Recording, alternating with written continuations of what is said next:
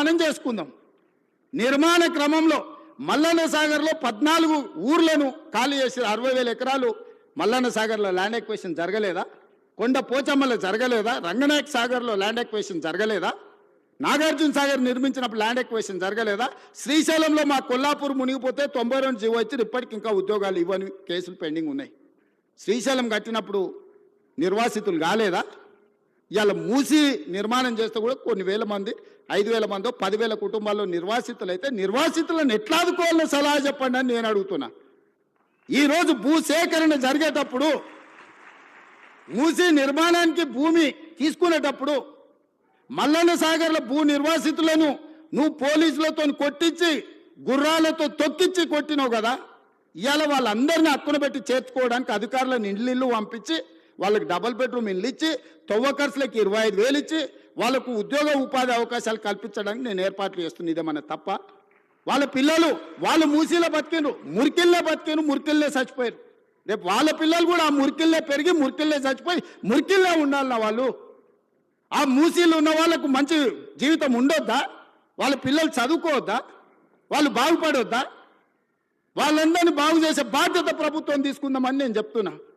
మూసీలో మొత్తం 10,000 కుటుంబాలు ఉన్నాయి. 6 నెలల నుంచి ఎన్యూమరేట్ చేపించిన 33 టీంలను పెట్టి ఇల్లు పోయి ప్రతి వాళ్ళ వివరాలు సేకరించి ప్రతి వాళ్ళ ఆధార్ కార్డు తీసుకొని ప్రతి కుటుంబం యొక్క వివరాలు 33 టీంలు 6 నెలల నుంచి ఇల్లు పోయి తిరిగి తీసుకొచ్చినాం. ఇప్పుడు అవేర్నెస్ ప్రోగ్రాంలో గోడ మీద మార్కింగ్ చేస్తున్నాం. ఇక్కడ వరకు మూసీ రివర్ బెడ్ ఉన్నది, ఆ పైన బఫర్ జోన్ ఉన్నది, ఇక్కడి వరకు వీటిని తొలగించాల్సి చూస్తే మీకు నష్టపరిహారం ఇస్తామని చెప్పి మూసీలో గుడిసెలు వేసుకున్న వాళ్ళకి డబుల్ బెడ్రూమ్ ఇల్లు ఇచ్చి ఆత్మగౌరవంతో బతకడానికి తరలిస్తున్నాం. బఫర్ జోన్లో ఉన్న వాళ్ళని ఏ విధంగా ఆదుకోవాలనో ఆలోచన చేస్తున్నాం. ఇవాళ మీరందరూ సలహా ఇవ్వండి, వాళ్ళకి నష్టపరిహారం ఎట్లిద్దామో చెప్పండి. 1,00,000 కోట్లు కాళేశ్వరంలో కాలబెట్టినావు కదా, నువ్వు కట్టిన కాళేశ్వరం కూలి సచ్చింది కదా, 1,00,000 కోట్లు ఆడ పోసినావు. 5-10 వేల కోట్లు మూసీలో ఉన్న పేదోళ్లకు మంచి ఇండ్లు కట్టించి మంచి పాఠశాలలు కట్టించి ఆ పిల్లలకు మంచి ప్లే గ్రౌండ్ ఇచ్చి మంచి విద్యను నేర్పిస్తే వాళ్ళు భవిష్యత్తుకి పునాదులు అవుతారు. వాళ్ళ బాగు కోసం కష్టపడదాం. ఆ పనిలో మీ ఇక్కడున్న ఇంజనీర్లు భాగస్వాములు గాండి అని చెప్పి నేను మిమ్మల్ని అడుగుతున్నా. వాళ్ళు మనోళ్ళే, నాకు తెలియదా? 20 ఏళ్ళు నేను కూడా పబ్లిక్ లైఫ్లో ఉండొచ్చిన. జిల్లా పరిషత్ మెంబర్ నుంచి ముఖ్యమంత్రి వరకు వచ్చిన. ఓసారి జడ్పీటీసీ, ఓసారి ఎమ్మెల్సీ, 2 సార్లు ఎమ్మెల్యే, ఓసారి ఎంపీ, ఈరోజు ముఖ్యమంత్రి. 20 ఏళ్ళు పేదోళ్ళ మధ్యలోనే తిరిగిన కదా, ఉన్నా కదా. పేదోడి దుఃఖం నాకు తెలియదా? ఇల్లు కూలితే ఎంత బాధ ఉంటుందో తెలియదా? వాళ్ళందరినీ ఎట్లా ఆదుకుందామో చెప్పండి, నష్టపరిహారం ఎట్లిద్దామో చెప్పండి. నువ్వు 7 లక్షల కోట్లు అప్పు చేసినావు, వాళ్ళ కోసం ఇంకో 10,000 కోట్లు ఎట్లయినా చేసి తీసుకొచ్చి వాళ్ళకి ఇద్దాం. మీరు మింగింది ఆపితే చాలు వాళ్ళకి ఇవ్వడానికి. ఏందుంది అందులో? 1000 ఎకరాల ఫామ్ హౌస్ ఉంది, 2 కోట్లు 3 కోట్లు ఎకరం ఉంది. అలా 2-3 వేల కోట్లు నువ్వు పండుకునే కానే ఉంది కదా కేసీఆర్. నీ పార్టీ ఆఫీస్ ఖాతాలో 1,500 కోట్లు ఉన్నాయి. నువ్వు పార్టీ పెట్టినా 15 రూపాయలు లేవు నీ దగ్గర. 1,500 కోట్లు నీ ఖాతాలకు పైసలు వచ్చినాయి. ఎట్లా వచ్చినాయి? ఈ పేదోళ్ళ త్యాగం కాదా? వాళ్ళ ప్రభుత్వం నుంచి, ప్రభుత్వ ఖజానా నుంచి అవసరమైతే ఒక 10,000 కోట్లు ఖర్చు అయినా వాళ్ళని ఒక మంచి అపార్ట్మెంట్స్ కట్టించి గవర్నమెంట్ ల్యాండ్లో వాళ్ళకి మంచి ఒక కాలనీ కట్టించి వాళ్ళందరినీ అక్కడికి తరలించి అక్కడ ఒక హాస్పిటల్, ఒక పాఠశాల, ఒక ఐటీఐ, ఒక జూనియర్ కాలేజు, అవసరమైతే ఒక ఇంజనీరింగ్ కాలేజ్ కట్టించి వాళ్ళకు ఒక మంచి భవిష్యత్తు ఇద్దాం. సలహా ఇవ్వండి. చదువుకోలేదా? అమెరికాలో పోయి చదువు వచ్చిన అంటాడు సన్నాసి. ఆ పిల్లలు చదువుకోనికే దారి చూపించే తెలియదా?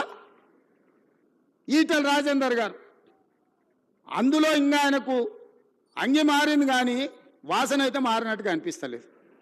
నాకు కొంచెం గౌరవం ఉండే, ఎందుకంటే ఇట్లాంటి దాంట్లో కొంచెం కలిసి వస్తాడేమని. ముందు రోజు హరీష్ కేటీఆర్ మాట్లాడితే తెల్లారి అదే జిరాక్ తీసుకొచ్చి రాజేందర్ అన్న చదువుతున్నాడు. కనీసం భాషనైనా మార్చుకో రాజేందర్ అన్న. నువ్వు అందులో ఉండొచ్చినావు అని ఇంత బానిసత్వం వాళ్ళకు చూపించాల్సిన అవసరం లేదు. ఎందుకంటే నువ్వు కష్టాలలో ఉన్నప్పుడు వాళ్ళు నిన్ను మెడలోటి దొబ్బినప్పుడు తెలంగాణ సమాజం నీ పక్కన నించున్నది. వాళ్ళ పక్కన నించోకు, దొంగల పక్కన, తెలంగాణ ప్రజల పక్కన నించో. ఇవాళ నేను ఢిల్లీకి పోతున్నారా, రేపు మోడీ దగ్గరకు పోదాం.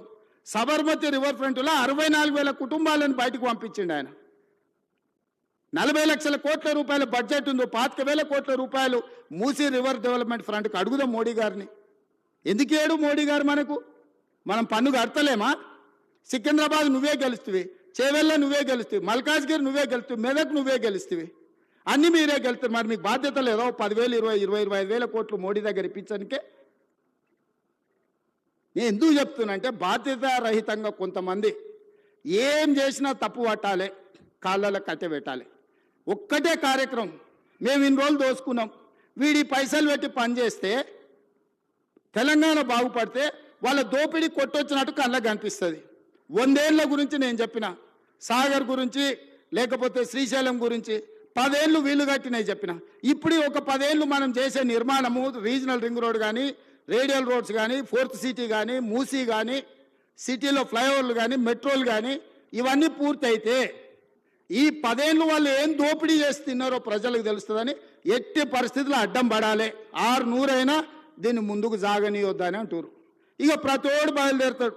రోజు మీరు కూడా చూసింటారు, నా మీద పోవాలి బుల్డోజర్, నా మీద పోవాలి అంటాడు.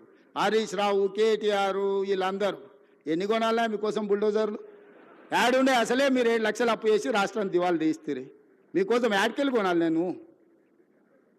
వాళ్ళని ఏం లేదబ్బా, ఒకటే వస్తే మూసి అంచుపొంచునున్న వాళ్ళకి, నా దోస్తులకు అందరికి ఒకటే సూచన, పట్టుకొని వారం రోజులు ఆనే కూసబెట్టురు మూసీలా. ఏమొద్దు, వాళ్ళని ఒక్క వారం ఆడు ఉండమనుండ్రి. ఇట్లొచ్చుడు అట్లా ఓవుడు కాదు, స్టేజ్ల మీద క్యాట్ వాక్ చేసినట్టు వచ్చి ఇట్లొచ్చి వెళ్ళిపోయినట్టు కాదు.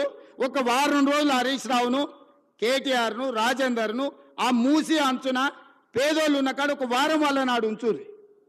వాళ్ళ కష్టాలు తెలుస్తాయి, వాళ్ళకి ఏం మేలు చేయాలనో వాళ్ళకి అర్థమవుతుంది. కాబట్టి ఇక్కడ వచ్చిన ఇంజనీర్లకు ముఖ్యంగా రేపు జిహెచ్ఎంసీలో కానీ ఇక్కడ సిటీలో సర్వీస్లో చేరబోయే వాళ్ళు మీ కర్తవ్యంగా పెట్టుకోండి. రేపు గొప్పగా మీ సర్వీస్లో మేము రీజనల్ రింగ్ రోడ్ వేయగలిగినాము, మేము రేడియల్ రోడ్ వేయగలిగినాము, మేము మూసి నిర్మించినాము, హైదరాబాద్ నగరంలో మెట్రోను మేము నిర్మించినామని చెప్పుకునే విధంగా గొప్పగా పనిచేయండి. ప్రభుత్వం మీకు అండగా నిలబడుతుంది. ప్రభుత్వం మీకు ఏం కావాలన్నా సహకరిస్తుంది. ఈ ప్రభుత్వం మనది.